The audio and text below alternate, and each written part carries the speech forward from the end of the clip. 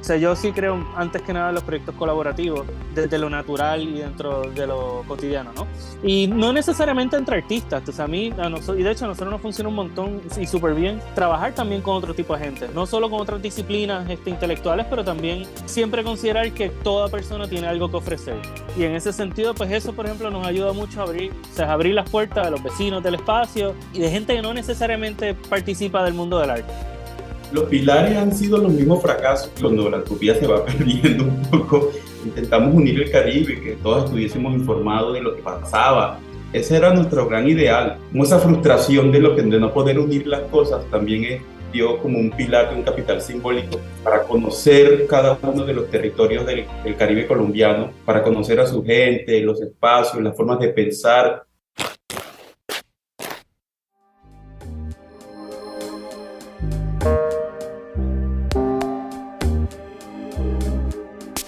Hola a todos, bienvenidos al Rayón. Hoy les traigo un anuncio. Modus Operandi, un ciclo de conferencias organizado por el Departamento de Arte, se mueve a formato podcast. En este episodio vamos a la región Caribe para hablar de 2 espacios de arte comunitario y autogestionado, cuáles son sus puntos de encuentro, cómo han construido comunidad, qué redes han tejido en su región, qué prácticas de gestión los ha mantenido a flote. En el Viejo San Juan, en Puerto Rico, en una antigua casa de guardia, está Beta Local, una organización artística codirigida por 3 artistas que se han dedicado a la creación y el pensamiento crítico. Tienen un programa de residencias y un proyecto educativo experimental. Hoy estamos con Pablo Guardiola, uno de sus codirectores. Él es artista visual puertorriqueño y su obra surge del trabajo con objetos, fotografía y escritura. Y en el Caribe colombiano, en el Centro Histórico de Barranquilla, está Plataforma Caníbal, un espacio independiente de arte comunitario que promueve el arte contemporáneo y las prácticas colectivas. Tienen residencias artísticas, proyectos curatoriales y laboratorios. Estamos con su director, Haider Orsini. Él es un curador y gestor cultural de Valledupar. Ha creado plataformas de circulación y difusión de artistas en el Caribe. En el 2011 fue co-curador del 14º Salón Regional de Artistas, Zona Caribe, y ha participado en proyectos formativos de investigación y curaduría en varios países de Latinoamérica. Bienvenidos Pablo y Haider, ¿cómo están? Todo muy bien, gracias por la invitación. Muy bien. Bueno, que me alegra escucharlos, qué chévere que estén hoy en el Rayón desde Puerto Rico y desde Barranquilla. Me gustaría comenzar preguntándoles a los dos quiénes fueron esos fundadores o fundadoras que decidieron abrir esta plataforma independiente o estas plataformas de arte, en qué contexto se dieron.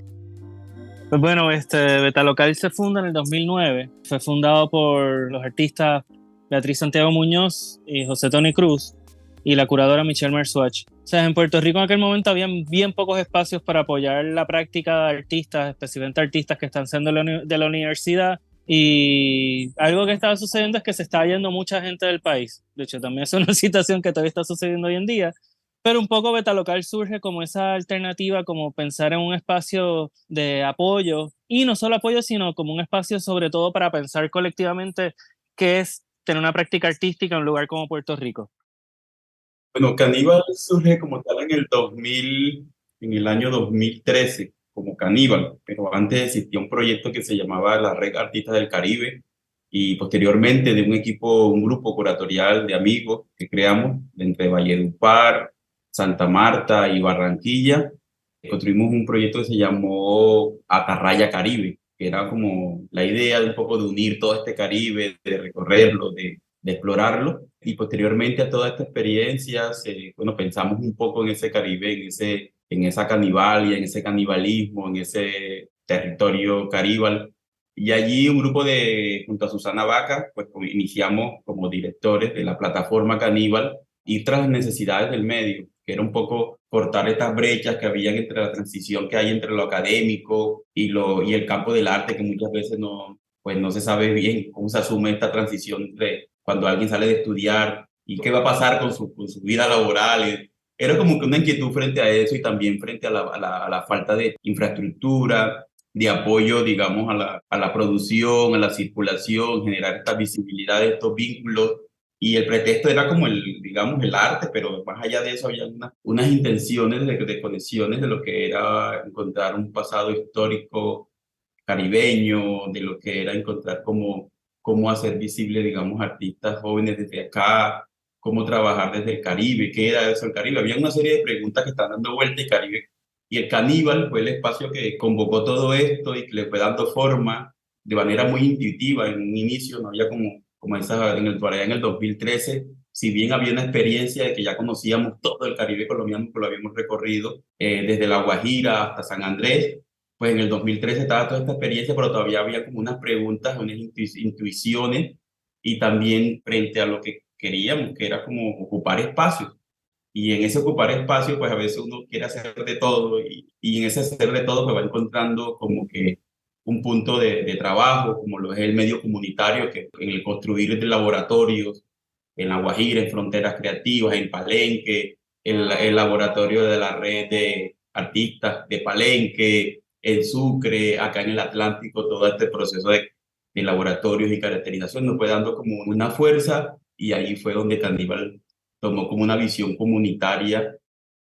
En esa visión comunitaria, Haider quería justamente entrar a preguntar como a los dos, ustedes cómo llegan a estos espacios, porque claro, en tu caso fuiste el fundador, pero en el caso de Pablo, ¿cómo llegas a Beta Local y cómo te involucras en esta comunidad de artistas, gestionando un proyecto de arte independiente? Bueno, pues yo me encontraba en California, yo estuve ahí del 2003 al 2013, y en el 2011 a mí me invitan a participar de la residencia de Betalocal. Entonces, en aquel momento Betalocal tenía un interés también de traer a puertorriqueños a que utilizaran Betalocal como un espacio de trabajo, ¿no? Como una plataforma de operar. Y en conversaciones y en experiencias también de trabajos, proyectos colectivos, los cuales yo también había participado, pues entonces se me invita a formar parte de la dirección. En todos estos años también he tenido muchas vidas, ¿no? Tengo muchos grupos de artistas que pasan por la organización y de alguna manera u otra se va creando una huella de uso, ¿no? Entonces un poco la organización va dejándose moldear por las experiencias de las personas que pasan por ahí.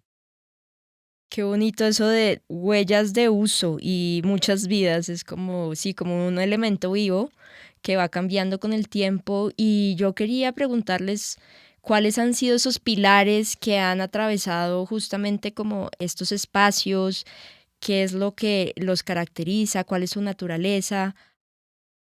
Los pilares han sido los mismos fracasos. En este caso, en Caníbal, sus pilares han sido su fracaso y ese tras el intento de unir ese Caribe, que era como esa gran utopía. Creo que allí cuando la utopía se va perdiendo un poco, y es eso, cuando intentamos unir el Caribe, que recorrimos el Caribe, que intentamos como tener ese era nuestro gran ideal, y cómo se fue reconstruyendo un poco esa idea en el camino de lo comunitario, como esa frustración de no poder unir las cosas, también dio como un pilar de un capital simbólico para conocer cada uno de los territorios del Caribe colombiano, para conocer a su gente, los espacios, las formas de pensar, porque somos tan diferentes que el caos caribeño es otra forma también de ser, de otra posibilidad de vida, sí, y que era una forma de entender esto de lo comunitario como un sistema caótico, y que hoy es una posibilidad en la vida entender el caos o entender estas formas de vida, de comunidad, porque todos traen a un lugar una cantidad de imposibilidades, de frustraciones, como de nichos culturales y la convivencia de eso en sí es una cuestión caótica. La afectación individual en lo colectivo es una cuestión caótica y entenderlo así fue como entender un poco los modos de producción de los mismos artistas. A veces cuando íbamos a otro lugar tratábamos de relacionarlo como encontrar un punto medio, no encontrábamos eso porque era pensarse desde un campo netamente del arte y este lugar era muy difícil también pensarse desde allí. El lugar es un lugar híbrido, mestizo, sincrético. Yo creo que lo que transforma el pilar de Caníbal ha sido la posibilidad de desplazarse. Y en el desplazarse, en el moverse, en el viaje, ha estado la construcción de un pensamiento caribe, de un pensamiento caníbal y de una forma de ver y habitar este lugar. Pablo, en el caso de Beta Local, entonces, ¿Cuáles han sido esos pilares, esa naturaleza que ha permeado todos estos años, ya 14 años de operación de Beta Local? Pues hay una cosa, me gusta, Haider, que digas lo del caos, porque en realidad nosotros aspiramos también a una relación caótica. O sea, que nuestro espacio sea un lugar en donde haya un encuentro salvaje de mucho tipo de personas. Pero para nosotros sí es bien importante que esos encuentros y esas relaciones se den desde una perspectiva cotidiana. O sea, está bien hacer eventos, está bien hacer exhibiciones, lo hacemos todo el tiempo, presentaciones, talleres, todas esas cosas, pero o sea, en donde, por ejemplo, tienes una comunidad, digamos, la comunidad sanjuanera, que no necesariamente, digamos, le interesa a priori mucho las prácticas artísticas, pero también una comunidad de artistas que participa de Beta Local, que participa en nuestros programas, que está allí.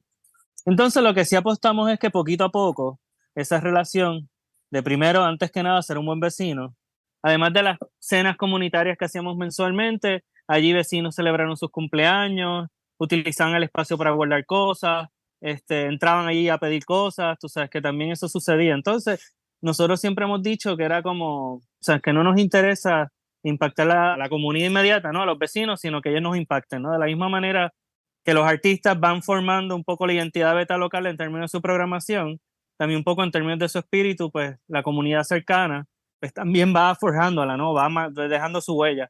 Y algo interesante es que con el tiempo, ¿no? Vamos creando relaciones y entonces ahí sí empiezan a haberse intercambios realmente bien interesantes entre una comunidad, como te dije inicialmente, que no a priori le interesa el arte, pero que gradualmente se empieza a interesar por las cosas que están pasando allí. Son de esas cosas que tú no las mides como con las mediciones de métricas, ni con... O sea, porque no nos interesa estar hablando del impacto a los vecinos, ¿no? Y cuánta gente impactamos en tal año, ¿no? O sea, nosotros vamos como poquito a poco. Es muy bonito lo que dice Pablo porque este tipo de la naturaleza, este tipo de proyectos, por lo menos de Caníbal, están llenos de una gran fragilidad, una vulnerabilidad muy grande. Y lo hemos vivido en Caníbal. En este caso, la infraestructura es una de las afectaciones más grandes que tiene el medio artístico. Casi que no existe. Y de hecho, cuando Caníbal inició, no tenía sede. Era como un pensamiento que iba como en el aire, era como una cosa que estaba en la atmósfera. Y no sé la gente cómo podía entender esto. Y la gente hablaba de Caníbal, pero Caníbal no existía, no había un lugar donde ir. Pero era un espacio de pensamiento, era un lugar que había permeado la posibilidad de pensarse desde acá. Y también eso habla un poco de las fragilidades de estos espacios. Uno nunca logra imaginar, nunca logra como apropiar el impacto del trabajo que uno hace a través de un espacio como esto. O sea, uno lo hace por a veces intuitivamente, a veces en respuesta a algo, a veces por sobrevivir uno mismo a algo. Y después nos aburrimos porque veíamos que las exposiciones eran como algo inofensivo. Y comenzamos a hacer proyectos con radio, después proyectos curatoriales en radio, ahí creamos un poco ese proyecto de la radio Caníbal, que era un viaje que habíamos hecho por toda la región del Atlántico, viendo las radios clandestinas, y aquello que llamaban radio, pero que tampoco eran radio, eran unos megáfonos en unos árboles como a 30 metros, y era una cantidad de sistemas de comunicaciones comunitarios. Eso nos impactó tanto, y era como que, wow, ahí está, eso es, porque cuando, por el lugar que menos pensábamos, porque menos imaginamos, fue donde tocamos el espacio del arte, y era como muy loco que nos comenzó a pasar esto. Lugares inhóspitos que por ahí no tenían ninguna conexión con el arte, nos llevaban al campo del arte, y era como entender como ese campo del arte como un lugar de entrar y salir, como lo comunitario podía tener un espacio en estos lugares sin mediación. Y a partir de ahí, donde Caníbal comenzó como a pensar cómo la vida comunitaria, la producción, la imaginación, la construcción de la vida en la comunidad puede afectar la producción del arte, porque en este caso lo comunitario está inserto dentro del arte a partir de mediación.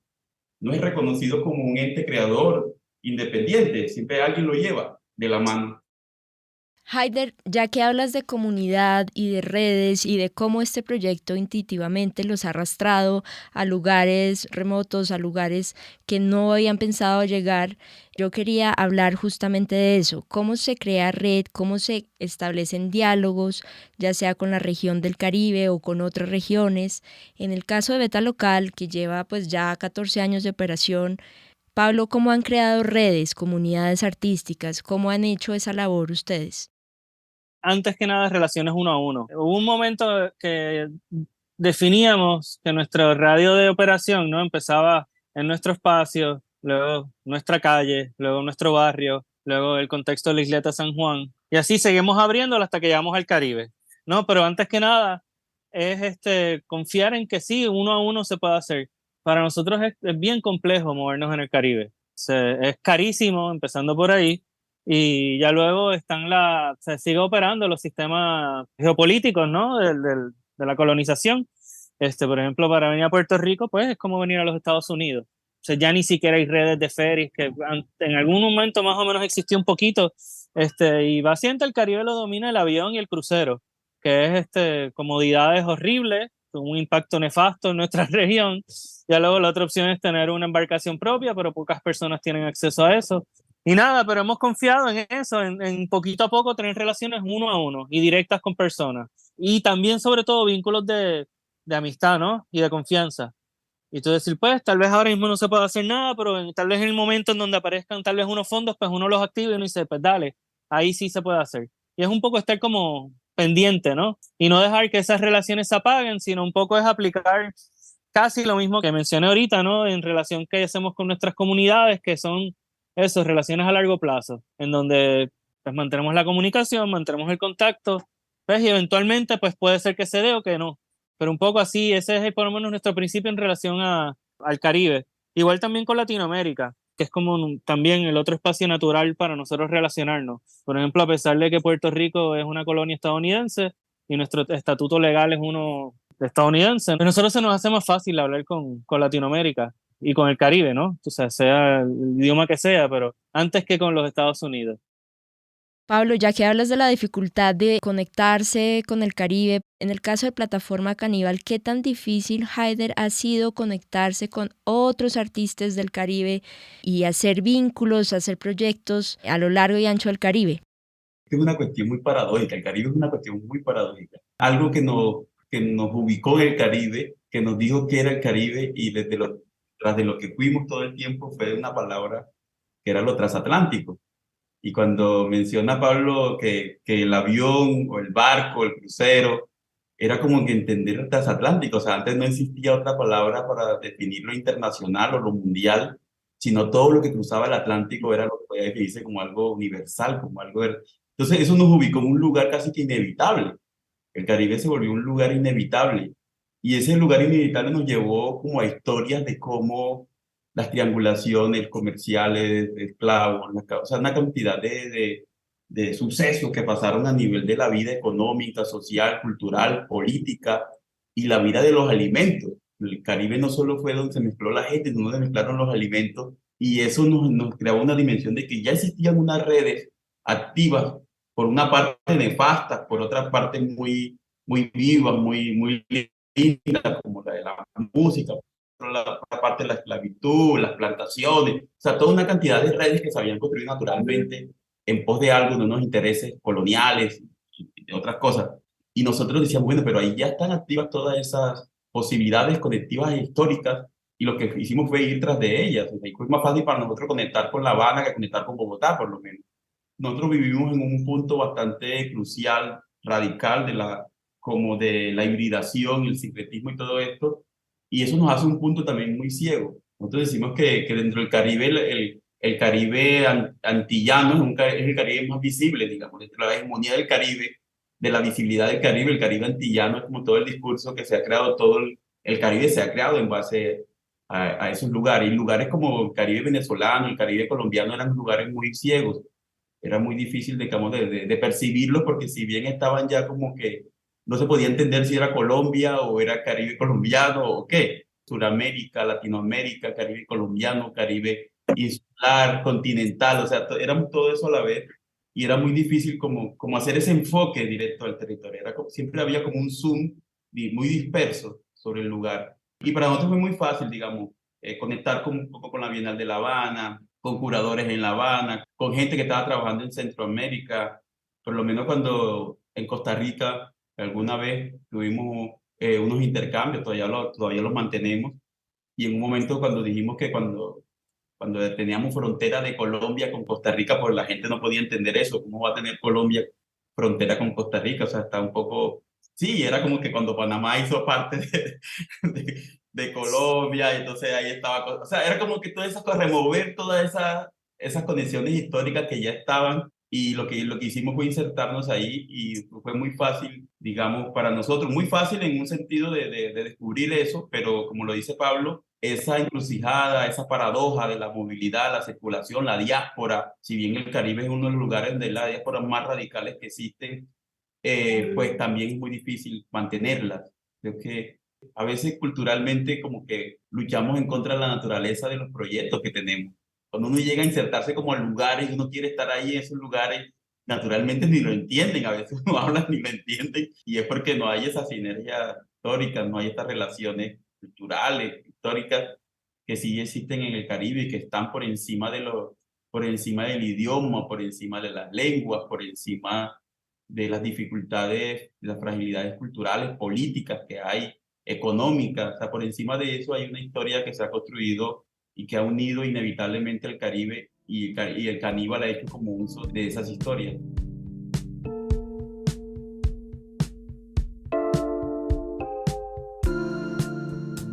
Hablemos de otro tema que quizá nos puede unir más y es el tema de la gestión de espacios independientes.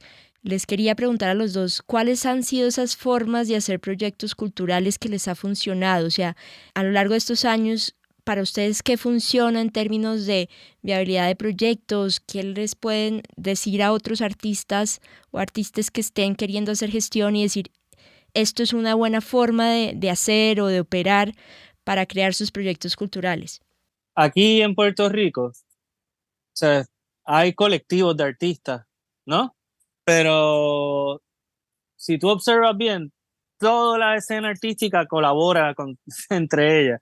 Y también hay muchos otros ejemplos de cómo o sea, entre músicos, gente del teatro, gente del performance, gente de la literatura, ¿no? Se han dado colaboraciones puntuales, pero lo interesante es que muchas veces no se marcan dentro del discurso de una colaboración, simplemente se dan así. Y yo te diría que eso es como lo clave, ¿no? Estar siempre, o sea, tener esa apertura para que esas colaboraciones se puedan dar. Pero antes de pensar en fondos y en presupuestos y cosas, yo creo que lo más importante es que haya esos espacios de confianza y de trabajar colectivamente. Y no necesariamente tiene que ser, como dije anteriormente, ¿no? Dentro del nuevo colectivo tal cual, sino que realmente es eso. Entonces, es como ayuda y apoyo.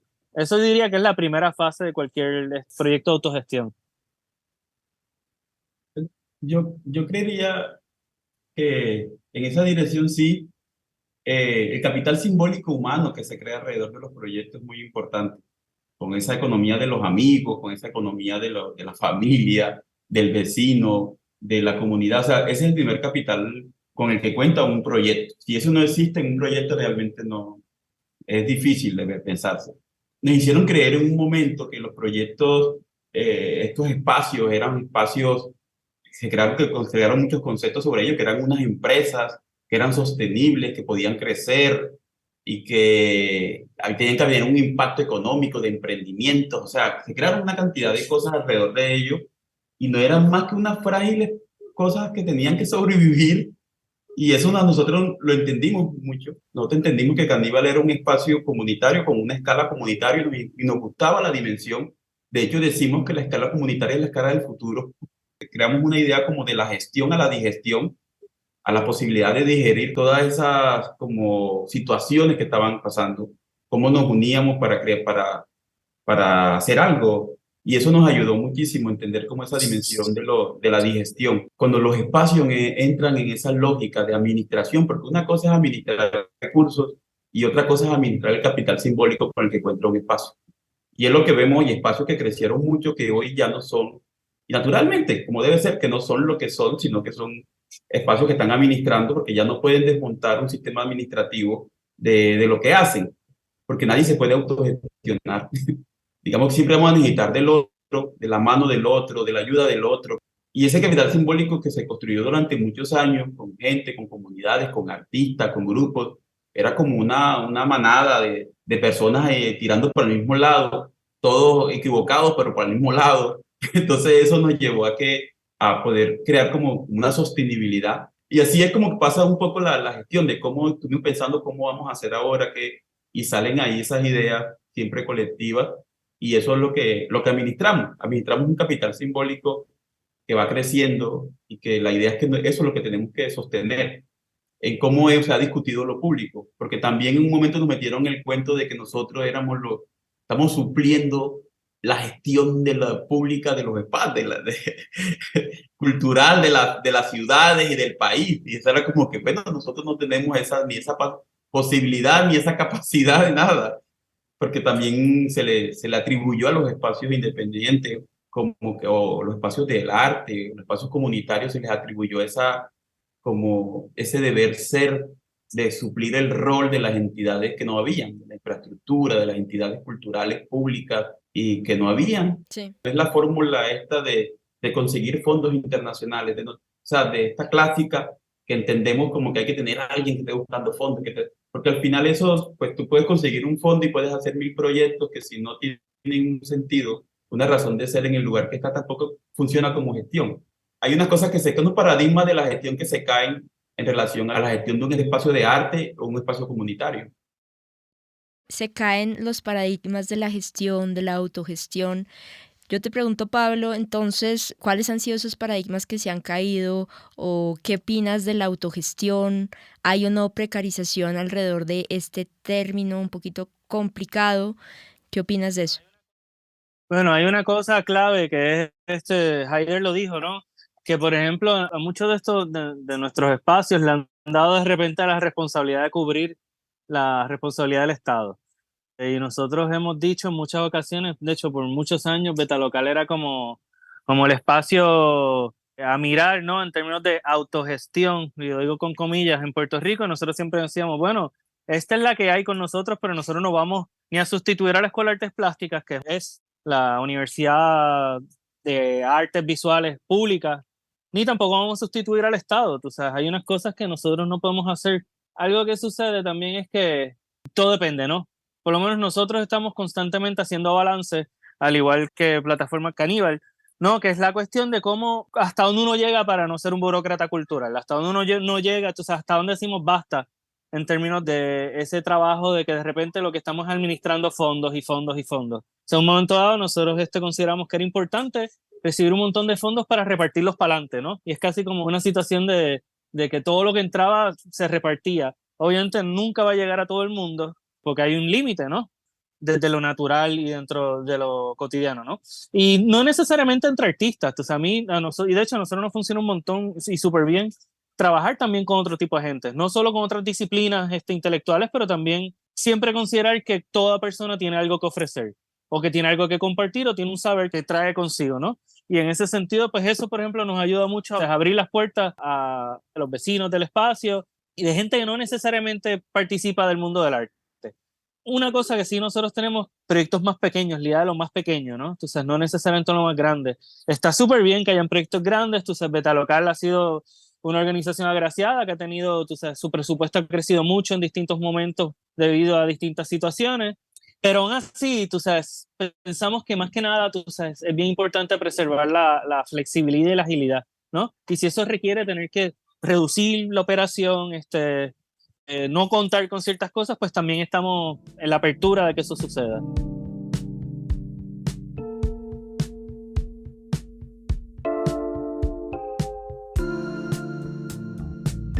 Yo quería ya entrar a este último, digamos, tema que nos convoca en este podcast y es como hacer ese recuento, pues más que histórico, recuento de los hitos de lo que ha sido tanto Plataforma Caníbal como Betalocal, a la luz de los proyectos, a la luz de los artistas que han pasado por allí. ¿Cuáles han sido como esos proyectos más representativos, artistas que han pasado por Plataforma Caníbal, que de alguna manera hayan dinamizado este espacio, esta escena cultural en Barranquilla y en el Caribe?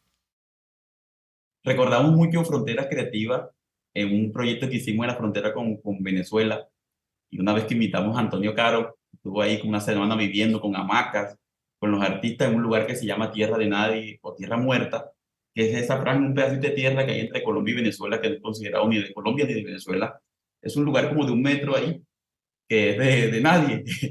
Y entonces estuvimos habitando como ese lugar y en un momento Antonio Caro, para recordarlo, porque también fue uno de los artífices de Caníbal también, fue en el 2010 en Valledupar, estábamos pensando en Caníbal y Caníbal todavía no existía. Y entonces en la mañana Antonio Caro se levantó y se iba como a explorar por ahí, la Guardia Venezolana lo iba a capturar. Y era todo el mundo acá en la franja esta de muerte, llamando y dice, ven, corre, y él corriendo con una bolsita, y los guardias venían con el fusil atrás a capturarlo, y hubiese sido un desastre si lo agarran, pero fue una, pues, digamos, ese proyecto fue muy lindo. Son como anécdotas que nos han pasado, pero que hablan un poco de la intervención de algunos espacios y también para mencionar un poco como el impacto de Antonio Caro en un proyecto como Caníbal, que siempre estábamos como pensando alrededor de eso, mucho antes que existiera Caníbal. Y bueno, y no, y los laboratorios, yo creo que los laboratorios nos dieron a nosotros una capacidad de pensamiento, una capacidad de construir un pensamiento autónomo, una capacidad de conocer, si bien habíamos leído mucho de lo que el Caribe colombiano, recorrerlo, viajarlo fue como otra cosa, fue como un complemento, todo se iba como ajustando, como que hacía la cabeza como, o sea, era como que para nosotros fue muy importante recorrer el Caribe y sus laboratorios, nos dio como otra dimensión de lo que entendíamos como el Caribe, de lo que se estaba haciendo en el Caribe. El proyecto de la radio Caníbal también nos brindó como otra dimensión sonora de lo que éramos territorialmente. Un laboratorio que recuerdo mucho, pero que también nos ubicó mucho. Digamos que ahí estamos todos desubicados totalmente y nos ubicó mucho fue el laboratorio en San Basilio de Palenque, la construcción de la red cultural de Palenque, red artística y cultural de Palenque fue muy poderosa. A Caníbal prácticamente lo construyeron todos estos espacios de pensamiento, de relación, de los laboratorios que se crearon en todo el territorio. Allí fue donde nacieron estrategias de gestión, estrategias de circulación. En algún momento pensamos esta relación muy fuerte con el pescador, que nos dio este trabajo que hicimos por acá en Ciénaga, esta relación con la pesca, el pescador que es esta figura emblemática del Caribe, la pesca y todas sus prácticas de sobrevivencia, supervivencia, de cómo pescar con una cometa, cómo hacer un arrecife artificial para pescar, para que los peces lleguen. O sea, como todas estas cuestiones nos interesaban a manera de activar como esa estrategia de circulación. Y se creó todo esto que hoy llamamos pedagogías caníbales, que no son más que todas estas herramientas que hacían posible la vida en las comunidades y que hicieron posible la sostenibilidad de Caníbal. Pablo, en el caso de Beta Local, ¿cuáles han sido como esos momentos tan memorables o de espacios o más que todo de artistas que hayan pasado, de los programas que hayan sobresalido? Pues, es que son un montón de cosas, pero por ejemplo, una instancia que todavía te diría que se sigue repitiendo, por lo menos en todos estos años, es la cuestión de poner a personas que tal vez tú dirías que no necesariamente tienen mucho que hablar o no, tú sabes, pero que tal vez la conexión no es tan obvia, de repente poner ese tipo de personas en un mismo contexto a discutir un tema, ¿no? Qué sé yo, por ejemplo, muy recientemente tuvimos una conversación partiendo de mis intereses sobre el paisaje y de un proyecto que estaba haciendo junto con un arqueólogo que se llama Reniel Rodríguez, que precisamente desde el análisis puro y duro de la data, de los hallazgos que están encontrando, están intentando, tú sabes, replantear otra historia del Caribe, ¿no? Otra historia, un Caribe hablando de antecedentes reales, o sea, bien no los reales, sino los primeros antecedentes, ¿no? O sea, de los primeros pobladores del Caribe, esas primeras personas que estaban ahí, que venían de distintas partes, ¿no? Era una comarca de personas que navegaban, ¿no? Y había muchos intercambios, y era un lugar en donde constantemente había gente moviéndose de una isla a otra y entre continentes, ¿no? Y pensar como esa actividad humana. Dentro de esa conversación también estaba Amelia Merced, que es una bióloga que se dedica a estudiar las briofitas, que son las plantas más pequeñas que están en el bosque. Un poco lidera eso, ¿no? Cómo a través de sus ambas prácticas, que son maneras bien distintas de ver el paisaje, pues se podía uno como enfocarse, ¿no? Viéndolo desde otros ángulos, ¿no? Y asimismo, pues, generando otras narrativas de lo que es ese paisaje, que en nuestro caso no es neutral. Ya luego, en Betalocal han habido muchos grupos de estudio. O sea, por mucho tiempo había el grupo principal, ¿no? Que se llamaba La Práctica, que era un grupo de artistas en donde realmente colectivamente pensamos que era tener una práctica artística en un contexto como Puerto Rico, ¿no? Y ya luego otra cosa que sucediera, que si alguien necesitaba la activación de todo un grupo de personas, digo, alguien del grupo, ¿no? Pues lo hacíamos, ¿no? Si había que trasladarnos a la otra parte de la isla a buscar unos materiales que estaban allá, pues lo hacíamos. Si había que hacer todo un trabajo para habilitar un taller de impresión, lo hacíamos. Si la idea era convocar a un grupo de artesanos para el proyecto de tal o cual artista, también lo hacíamos, ¿no? Y era como una cosa bien, bien linda, ¿no? Porque era como una salvajada. O sea, entonces cada semestre, digamos así, como que Betalocal cambiaba dependiendo de los intereses de tal o cual persona, ¿no? Por mencionar así, tú sabes, que continúen colaborando, ¿no? Entonces se vuelven ya casi como unas guías, ¿no? O sea, son como nuestros colegas, ¿no? Y en caso a veces de que nosotros tengamos demasiada, o sea, tenemos todo muy cerca y necesitamos una visión fresca desde afuera, pues activamos a esas personas, ¿no? Y entonces esos son artistas que están en México, en Colombia, en distintas partes, ¿no? Entonces como una red de apoyo bien poderosa y bien rica, ¿no? Que fue bien, bien divertido y también activada de repente era la cuestión de decir, pues dale, vamos a colapsarlo todo y nos vamos para otro lugar, que eran los seminarios itinerantes que organizaba Beatriz Santiago. Eso ella lo empezó a hacer después de ser codirectora. O sea, ella no era no bregaba, o sea, no trabajaba con la administración de Betalocal, pero un poco también es otra cosa que Betalocal siempre le ofrece a todo el mundo que pasa por Betalocal. O sea, es como ofrecerle Betalocal como plataforma, ¿no? Comienza, por ejemplo, con una discusión teórica de lo que es la frontera, ¿no? Que en nuestro caso es el litoral, el agua, ¿no? Entonces, de repente, pasarle una cuestión teórica, entonces, bueno, pues en realidad lo que hay que hacer es desplazarse por esa frontera. Entonces, se hacían estas caminatas de 2, 3 semanas, que se iba caminando y acampando en el lugar donde fuera idóneo, ¿no? Pero dista mucho de la idea de la playa remota, paradisíaca, ¿no? Entonces Puerto Rico es pequeño y tienes enclaves urbanos bien cerca de la playa, tienes desarrollos horribles en lugares donde no debería verlos, comunidades hermosas también, lugares bien lindos, lugares bien contaminados. Entonces un poco era como realmente qué pasa cuando uno pone su cuerpo, literalmente, ¿no? Moviéndose, desplazándose, se bajan los ritmos, la conversación se da dentro de un contexto que es bien distinto, ¿no? Porque es decir, un grupo de, digamos, 12 personas que van caminando juntas durante 3 semanas, pues se crean otras dinámicas de relación y sobre todo otras dinámicas de pensar, que eso es sobre todo lo que nosotros aspiramos que suceda en Betalocal, ¿no? Que sea ese espacio en donde realmente se ofrezcan herramientas o sirva como un espacio en donde gente traiga sus propias herramientas y se desarrollen eso, otras maneras de pensar el territorio, otras maneras de estar en el país, otra manera de pensar el futuro del país. Y dentro de eso, tú sabes qué rol tiene el arte, si alguno, porque a veces lo tiene, a veces no, dentro de ese pensamiento. Ya entrando como al final, yo quería darles el micrófono a ustedes, ya lo tienen, pero digamos que hacer una pregunta, no sé, que tú, Pablo, le hagas una pregunta a Haider o viceversa, porque ustedes dos tienen muchas cosas en común. Veo que esta conversación lo que realmente potenció fue justamente pensar la gestión desde el Caribe. Es muy particular, muy distinto a pensarla desde, no sé, desde Bogotá o desde otro país, en fin. Quería entonces que cada uno le hiciera una pregunta que realmente les interesara saber sobre cómo, no sé, cómo han gestionado estos espacios, en fin. Bueno, Haider, te voy a preguntar algo rápido, que es con eso mismo el tema de los pescadores. Entonces, por ejemplo, ustedes han generado, tú tienes sí como una teorización sobre los distintos, como aplicar, ¿no? Los distintos modos de pesca y las distintas estrategias en el mar para un poco el pensamiento cultural, ¿no? Sí. Por ejemplo, ¿eso es como una guía tuya o desde plataforma se articula como un pensamiento colectivo que también que vaya en esa onda?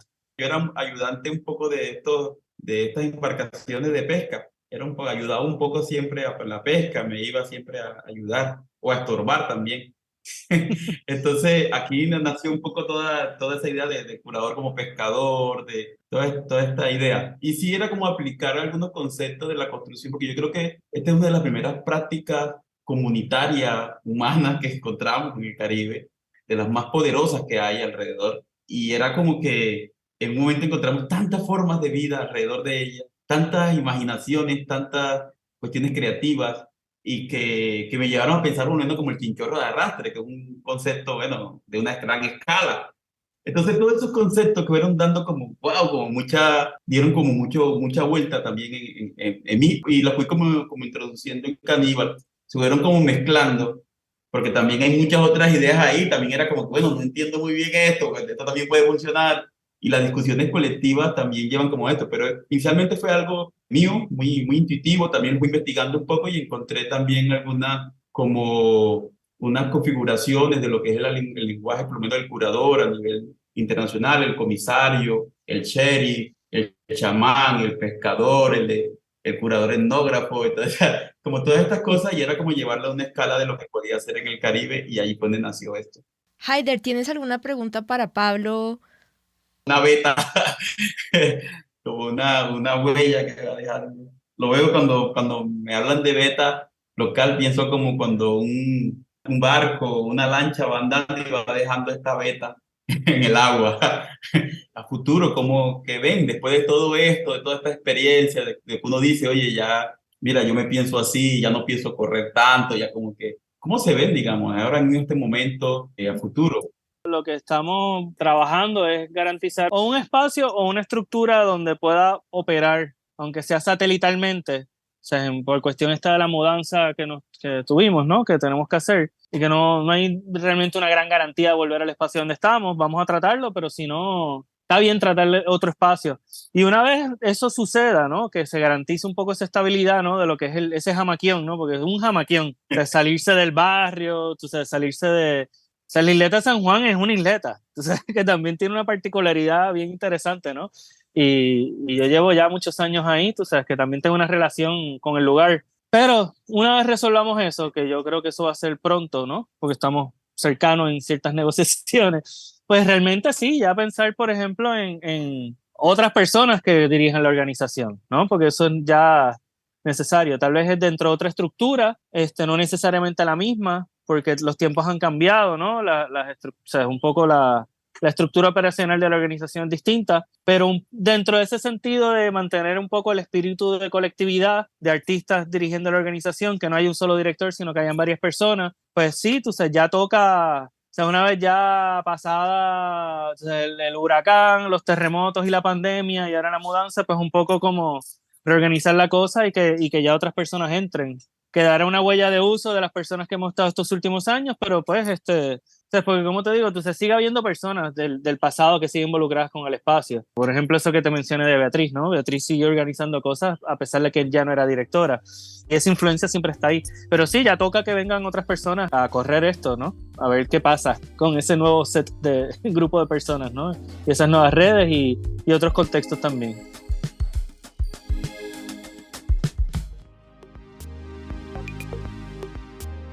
Gracias Haider y Pablo por esta conversación, fue una dupla fantástica, yo me gocé esta conversación, muchas gracias de verdad por llevarnos y un poco transportarnos un poquito a San Juan, Puerto Rico y a Barranquilla, a transitar un poco esas comunidades móviles que crecen, estos laboratorios. También queremos agradecer a la profesora Carolina Cerón y al proyecto Modus Operandi del Departamento de Arte de la Universidad de los Andes, y a nuestros Patreons que siempre son un pie de apoyo para este podcast. Gracias de corazón a Esteban Peña Parga y a Gregorio Sánchez. Si quieren apoyarnos para mantener vivo este proyecto, pueden unirse en www.patreon.com/elrayonpodcast. Si se suscriben, reciben contenido exclusivo de este podcast. También tenemos merch disponible, tote bags, con el dibujo del artista Ana Fino. Gracias a todos por escuchar El Rayón. Este es un podcast donde hablamos de arte contemporáneo con sus protagonistas para comprender nuestro tiempo. Creamos puentes entre los distintos actores del campo artístico y el público en Colombia y en América Latina. Si quieren escribirnos sobre este episodio, pueden contactarnos en elrayonpodcast@gmail.com. La producción de esta temporada fue gracias a la asistencia editorial del artista Isabel Turga. La grabación, edición y masterización de este podcast es por In Mind Music. La música y composición original fue producida por David González y quien les habla, Ana Luisa González.